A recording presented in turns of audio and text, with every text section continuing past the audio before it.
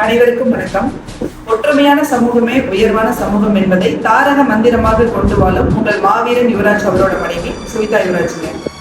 வருகின்ற 3/8/2024 ஆடி 18 சனிக்கிழமை அன்னைக்கு என்ன நாள் அப்படின்னு பாத்தீங்கன்னா, இந்தியாவின் முதல் சுதந்திர போராட்ட வீரர் நமது முப்பாட்டனார் மாவீரன் ஐயா தீரன் சின்னமலை கவுண்டர் அவர்கள் தூக்கிலிடப்பட்ட நாள். அவரோட 219வது வீர வணக்க நாள். அன்றைய தினம் நாம எந்த இயக்கமாக இருந்தாலும் சரி, பொதுமக்களா இருந்தாலும் சரி, நம்ம ஐயாவுக்கு வீர வணக்கம் செலுத்திக்கணும் அப்படின்றத அன்போடு கேட்டுக்கிறோங்க.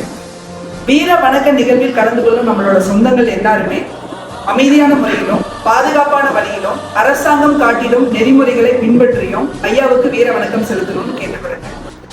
நமது தீரன் சின்னமலை கவுண்டர் பேரவை பார்த்தீங்கன்னா, கடந்த 9 வருட காலமா பல கடினமான பாதைகளை கடந்தும் பலவிதமான விமர்சனங்களை தாண்டியும் இன்னைக்கு பயணிச்சுட்டு இருக்கோம்.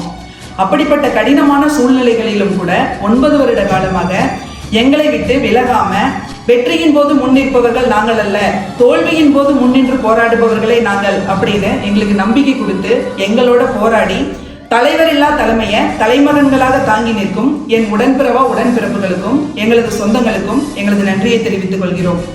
இந்த கடினமான சூழ்நிலைகள் மாறி அடுத்த வருடம் நமது முப்பாட்டனார் அவர்களுக்கு நம்ம தலைவரோட தலைமையில புகழஞ்சலி செலுத்திடுவோம் அப்படின்றத நம்பிக்கையோட தெரிவிச்சுக்கிறோங்க.